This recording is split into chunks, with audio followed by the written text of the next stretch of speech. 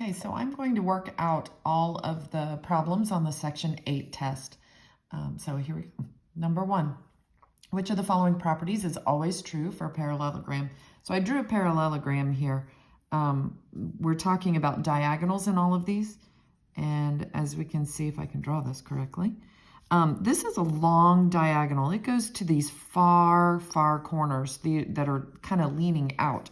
These are a little closer in, so that's a shorter diagonal. So they are definitely not congruent. They don't bisect opposite angles. These angles, this is a smaller angle than that one. They're not perpendicular.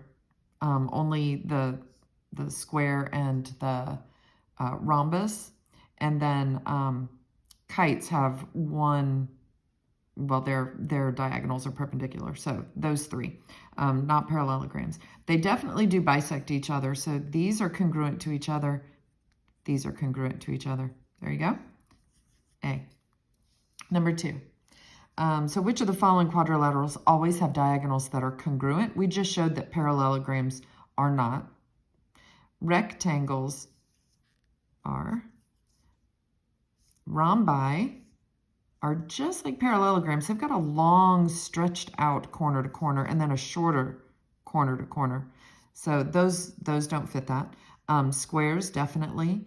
And isosceles trapezoids, although they're kind of funny, they also, because they are isosceles trapezoids, these are definitely congruent to each other. They don't bisect each other, although this piece and this piece are congruent, and this piece and this piece are congruent. Good to know.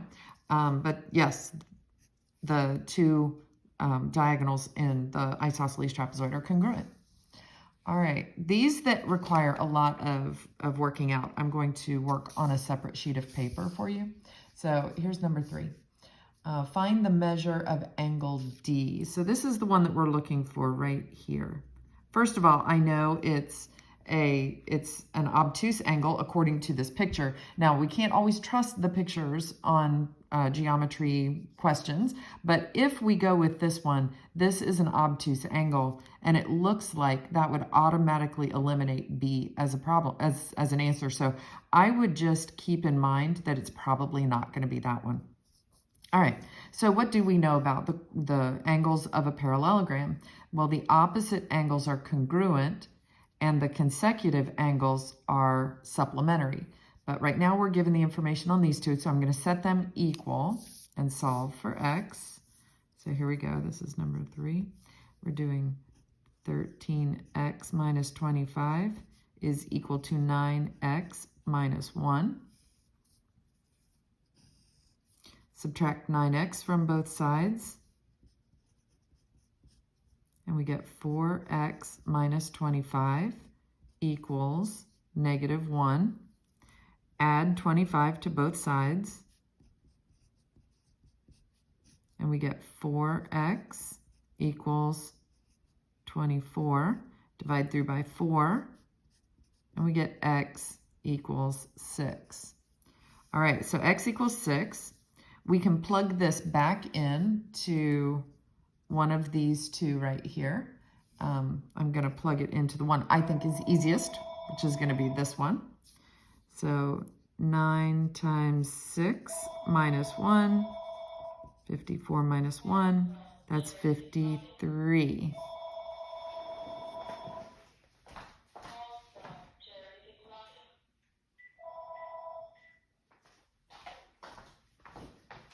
Sorry about that. Definitely need that phone not to be ringing. All right, so 53 degrees is one of these two angles right here. So I'm going to write that in. That's 53 degrees. This one would also be 53 degrees. And you can see why 53 was included as an answer, because it looks like that would be our answer, but that's not what that's asking. It's asking about angle D, and that would be 180 degrees with our 53. So 180 minus 53 gives us 127 degrees. There we go. By looking at my picture at the beginning and waving myself away from this answer, it keeps me from stopping in the middle and going, oh, yay, look, the answer I got was 53. There we go, it must be 53. No, I had already looked at it and judged ahead of time that that probably wasn't going to be the answer. So it made me stop and go, wait a minute, have I forgotten something? Certainly. I forgot that this was what I was looking for, not this. All right, number 4. If ABCD is a kite, solve for X. Okay, what do I know about a kite? Here's what I know. The shoulders of the kite, see, I call these the shoulders, the head, and the feet, the tail, right? What I know about that is that shoulders look the same, but head and feet are different. And so this angle and this angle are not congruent, but these two are. So I'm going to write this in over here, 109 degrees. And I also know that because it's a quadrilateral, it totals 360 degrees. So right off the bat, I can take 360 and subtract out the 109 and the 109. So that's what I'm going to do here. I'm going to fold this piece of paper so you can see this. All right, so let's take 360 and subtract 109 and subtract 109 again, and that's going to give me 142. Okay, so 142 is what's left for these two angles. So now I'm going to set this up as 5x plus 14 plus 3x plus 8 must equal 142. Okay. Combine like terms, I'll get 8x plus 22 equals 142. Subtract 22 from both sides, and I get 8x equals 120. Divide through by 8, and I get x equals 15. Okay. Now, if I look at my list of answers, 15 is sitting right there. And that's tempting just to go, oh yeah, there it is. X is 15. But I need to be sure that I have done what I'm supposed to, what I'm looking for. What did it say? It said solve for X. Did I solve for X? I did. Okay, now I'm certain this is my answer. Rather than having to plug 15 back in and figure out one of these two angles, which it could have also asked you. So be super careful that once you get to an answer, you go back and look, what was I looking for? Yep, that one's good. All right, let's go on to number 5. 5 and 6 respond to this picture right here. So I'm going to use this parallelogram.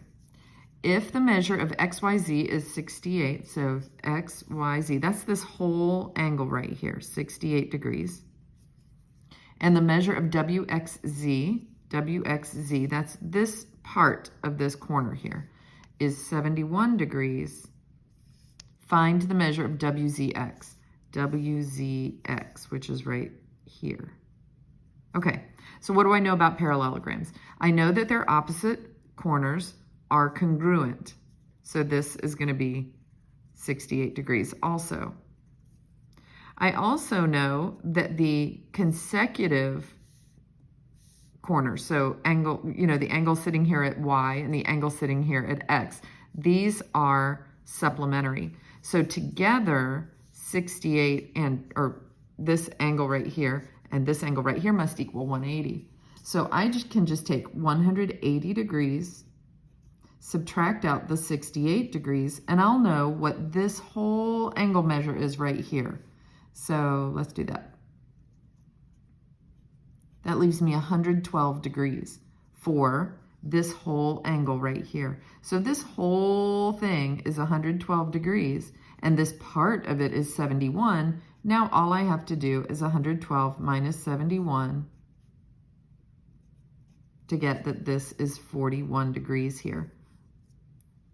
Okay, so now that I know this is 41 and this is 71, the other thing I know about parallelograms is that they have parallel lines with a transversal.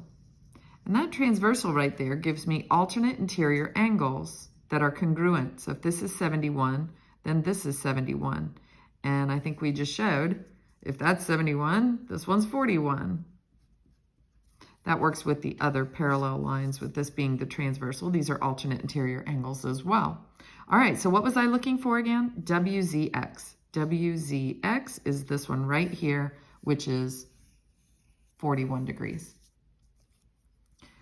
All right, if XZ equals 8x minus 18 and RZ is 2x plus 5, find XR. Okay, let's look at this. If XZ, and this is a mess now. I have a whole mess going on here. Here's XZ. I'm going to draw this. If XZ is 8x minus 18, so this whole entire thing is 8x minus 18, and RZ, here's R, is 2x plus 5. Find XR. This is what we're looking for right here. And I know that this whole entire thing is 8x minus 18. And I also know that the diagonals of a parallelogram bisect each other. So this piece right here that's 2x plus 5 is the same here. So I could call both of them 2x plus 5, right? This is the same length as this one. And together they add up to make 8x minus 18. So what I'm going to do on my paper here is say that 8x minus 18 is equal to 2x plus 5 plus 2x plus 5. Or go ahead and add those together, 4x plus 10. And then I'm going to solve for x. So subtract 4x from both sides.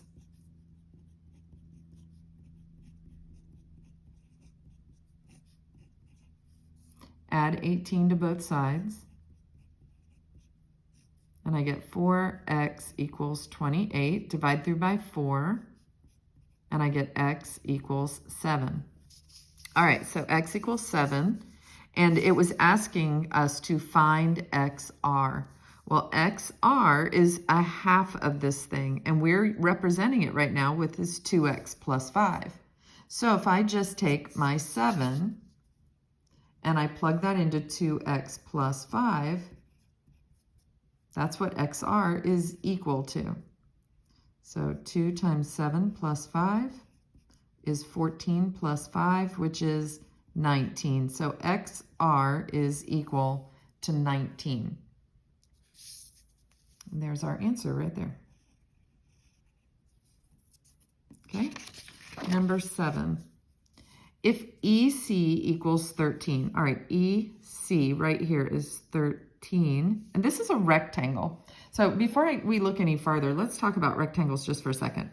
The two diagonals are congruent and they bisect each other, which means that this piece right here, EC, is the same length as ED, it's the same length as EB, and it's the same length as AE. So I could write a 13 in for each one of these pieces of diagonals right there.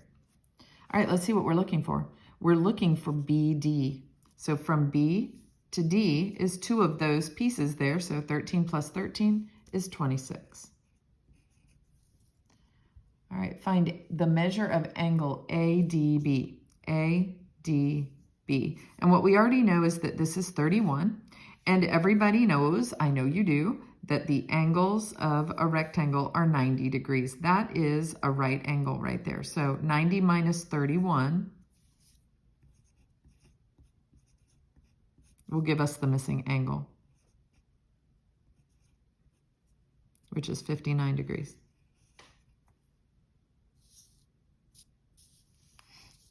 All right, find the measure of angle DEC. DEC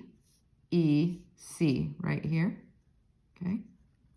So when we were looking at the diagonals of the rectangle and the pieces of them, what we noticed is these two are equal. That makes this an isosceles triangle, right? And isosceles triangles have equal base angles, excuse me. So if this is 31 degrees, then this is also 31 degrees. Congruent base angles on any isosceles triangle. Now we know 2 out of the 3 angles of a triangle. So all we have to do is take our 180, write it down here.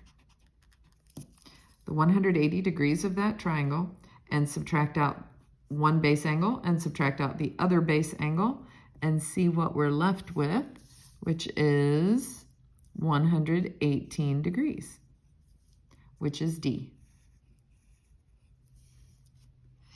All right, here is number 10.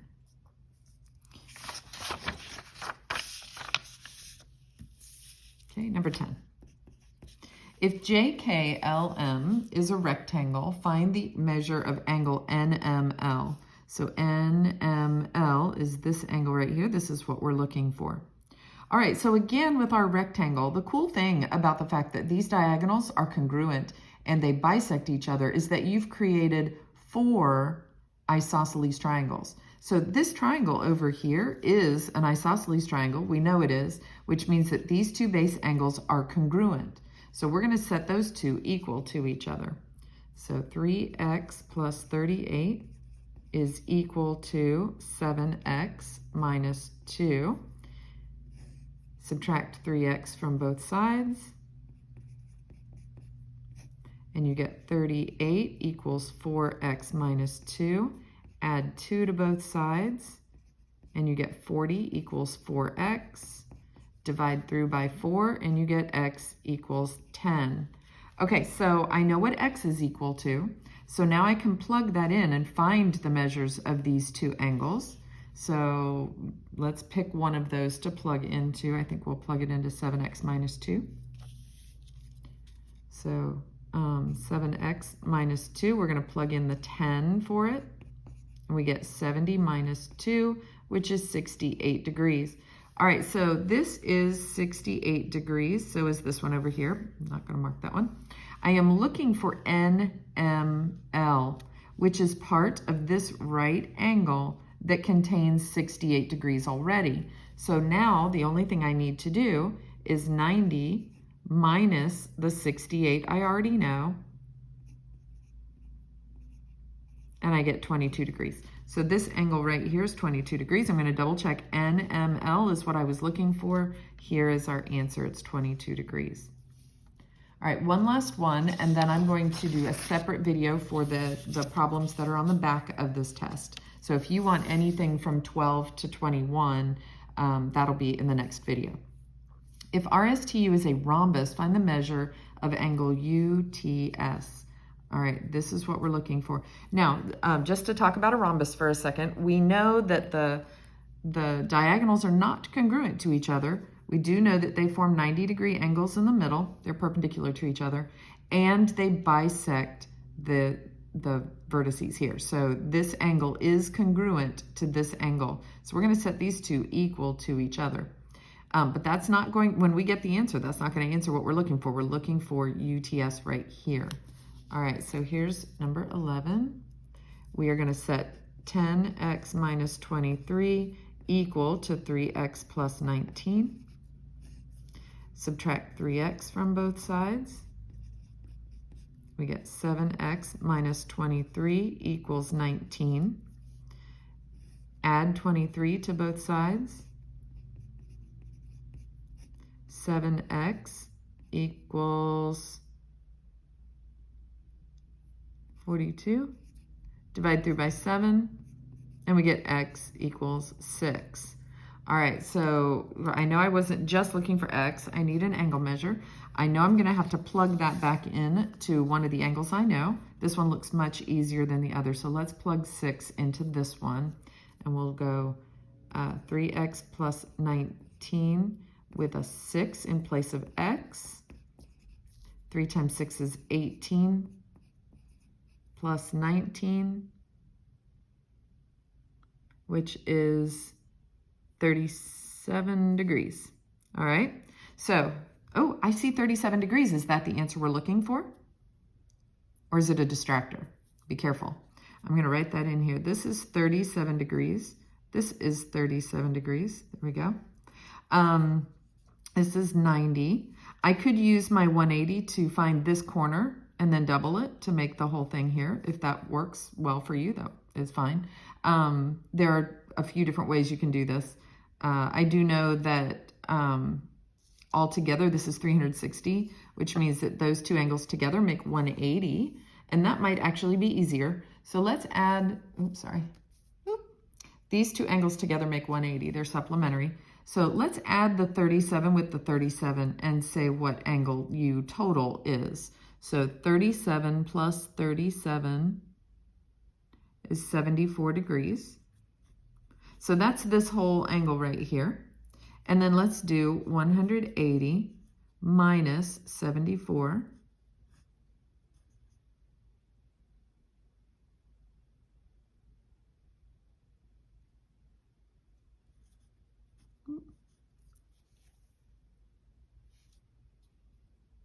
Okay, did I do that right? 106.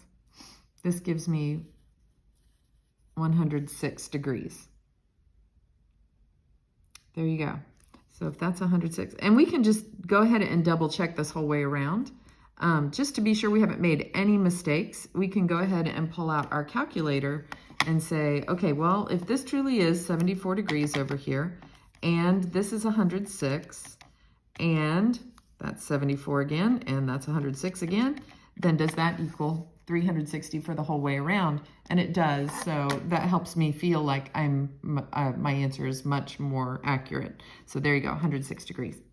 All right, I'm gonna stop here, pick back up with number 12 in the next video.